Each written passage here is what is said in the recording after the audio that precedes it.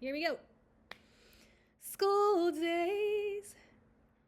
This is going to be tips and healthy, energetic practices for parents and caregivers to start to consider as we're preparing to send our children back into an environment where they're not going to be with us for however many hours of the day. That's a lot of hours for other people's energy to be imprinting and impressing upon them. And it's really up to us as their parent, their anchor, their chief adult to really be on top of just about everything. You understand what I'm saying? No matter when your child is starting school, remember that the season's also changing, especially when you live in a place where seasons change. Shout out to people who live in places like Florida where it's always spring and summer. But where you live somewhere like I do, it's going to start to get chilly soon, and the sun is going to start to set earlier in the day, and it's going to be a little darker earlier, and that plays a role in how our overall energy is. Okay, so just be mindful of that. Think about how you can create routines with bedtime and getting up every day. All right, we talk a lot about that bedtime routine, but we don't really talk a lot about our wake up routine with our children. The that rhythm is so important. It really helps that stability. It helps that with that consistency that children need to be able to um, respond to the daily demands that's put on them. Okay. So goal setting is like a roadmap. It helps you stay on track with where you would like to be. Um, and it really helps by chunking that big goal into smaller steps. I feel like adults, we just have this expectation that children know. I'm sending you to school so and you better do this. But maybe they aren't as clear on it, you know? So I think that this is why we set the goals. You can set academic and personal goals with your child for the entire school year. An example of an academic goal might be your child saying, or you and your child creating together. Because maybe at elementary age, your child is still new to goal setting and maybe doesn't really have a full understanding of what that means. So they will need your help to create that for them or help them create that for themselves, rather.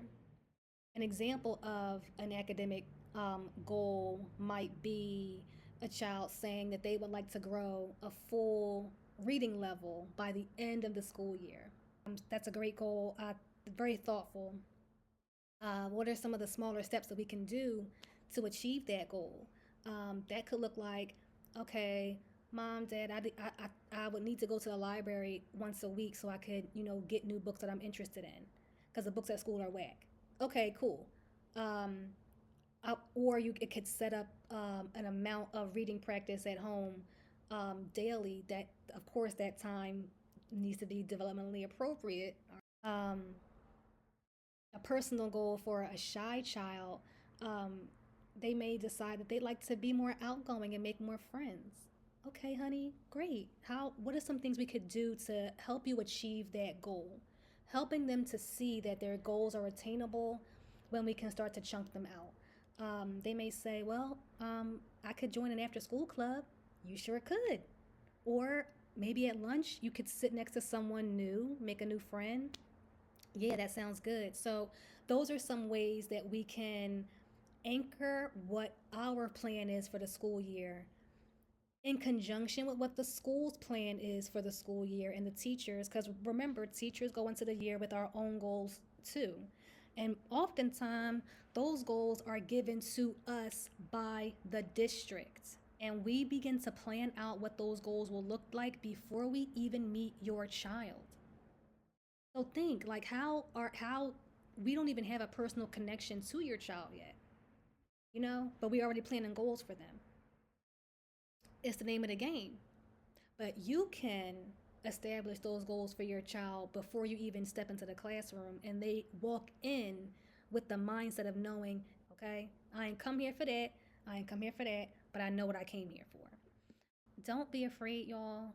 As the adults, don't be afraid to be vulnerable and also share your goals with your child. I ain't saying you gotta tell them everything, But if you do have some goals, if you have some financial goals or some personal goals or some, body health goals or, location, job goals, it's perfectly natural to share that with your child. Modeling skills like this for them helps them to embody it at a younger age, and then it grows up with them. Instead of us being like, looking at a high schooler and saying, why don't you focus on your goals? We just expect them to know that that's important, but we never really planted the seed in them to grow, to know that it's important.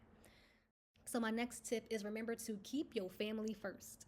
It's very easy for adults and to team up on children when the child's behavior is considered to be inappropriate from the adult standard. And it's very easy for a teacher to just say, I'm going to call the parent and expect the parent to completely understand what I'm saying here and take my side. And when that happens, parents sometimes take the teacher's word for it and then go right to a disciplinary action on the child to make sure the child learns to not do that again. You are inviting these educators, these administrators to be a member of your child's village. And you be clear about that by being clear about your goals and communicate those goals. Communicate your expectations, because your family is going to be a unit. They were a unit before you got to that school and that classroom, and you'll be a unit after. So be very mindful to not let adult relationships between parents and children, I mean, parents and teachers, to cause emotional or energetic rifts between parent and child. At the same time, have the relationship with your child's teacher where, in almost every case, you have a deep understanding that if your child had to be talked to, it was always coming from a place of love. And then be prepared to debrief that with your child later on. With going on with that, aligning with that is to notice changes because you know your child better than the teacher does. The only other person who knows your child better than you do is your child. Hold on.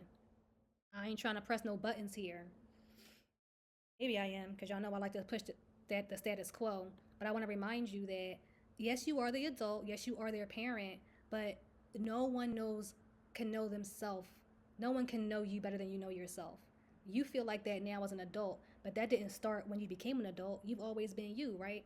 So when you need information about your child, ask your child. Bring your child into the conversation. Notice those changes because children, they're different outside of the school setting. So noticing changes in behavior or their mood can support in timely intervention. So that, right, children are still developing in all ways. So when they're in school, it's a bunch of energy all the time that's always interacting with theirs, and they're just trying their best to figure it out. So it's really important for us to notice those subtle changes in them, in their mood, in their behavior, in the way they walk, in their speech, okay, and what they choose to wear, and what they ask if they can watch on TV.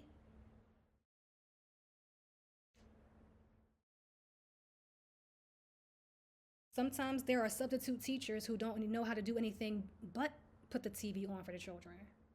And then they could end up watching something that you maybe didn't want them to watch. So notice the changes.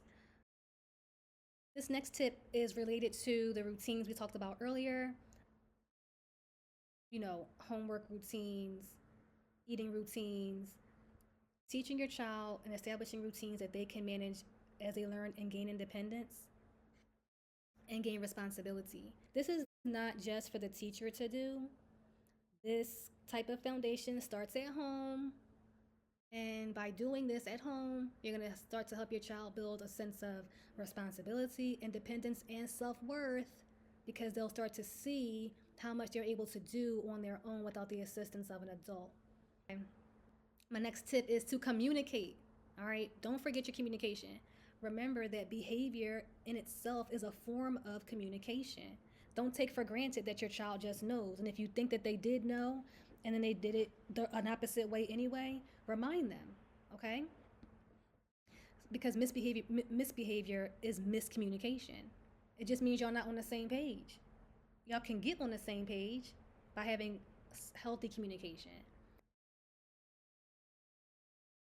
Be a presence in your child's or children's school communities. I don't care how many different schools you gotta go to.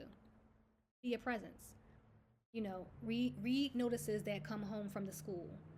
And if you can't read, or if your reading skills are not up to par to read those notices, ask someone you trust to read it to you. Stop using the I gotta work as an excuse to not engage with your child's school career. Um, I know the boss takes off to go to their child's nephew's baseball games, concerts, and recitals. You need to be doing the same. Progress over perfection. I want you to think back. How much does what you got on your report cards when you were in elementary school matter right now in your day to day life? You don't have to answer that. But I just want you to remember that your child's progress is not a reflection of you being a good or bad parent. Okay? Failing classes does not make you a bad mommy. Students don't need to be perfect.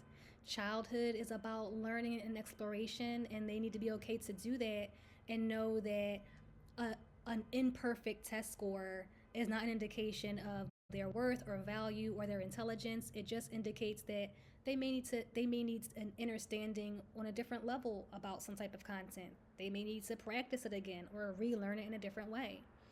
So focus on and celebrate your child's wins, and then constructively examine those areas of growth.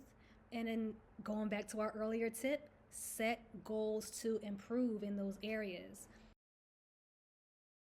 You got to know what's up. You got to know what's up, okay? You got to know what's up. Have a daily conversation with your baby about school so you can know what's going on. If the teacher doesn't call you, call them. I'm not saying every night, like, hey girl, what's up? Like, no, don't you don't have to make the teacher your homie. But if you happen to notice that your child came home and there was a little bit of a difference in their like mood or behavior, or the way that they were engaging with the family is not with their usual level of spunk, call that teacher up. Call them all up if they have multiple teachers. You know what I'm saying? Call if they're self-contained. I mean, you just call that one elementary teacher. But if they had gym that day, you better call that gym teacher too. You know what I'm saying? And figure out, hey, is everything going? Is everything all right? And attentive teachers may have noticed something socially that happened with students that could impact their behavior at home, and give them some patience and grace, because they may not always have the time and capacity to call you, in the timely fashion that you thought was most appropriate. So don't be afraid to call them just to do a quick check in. Also, know about any programming changes or any curricular changes that happen as a school. Sometimes schools might up and remove classes, like the specialty classes, or art or computer literacy or gym think music, those kinds of classes. Sometimes, depending on staffing issues, those classes might get cut, especially in the inner city districts. So be aware of that. If you see that those things are happening, please reach out to the school staff, communicate with them, and advocate for your child about how important that is. Our next tip on this page is healthful eating.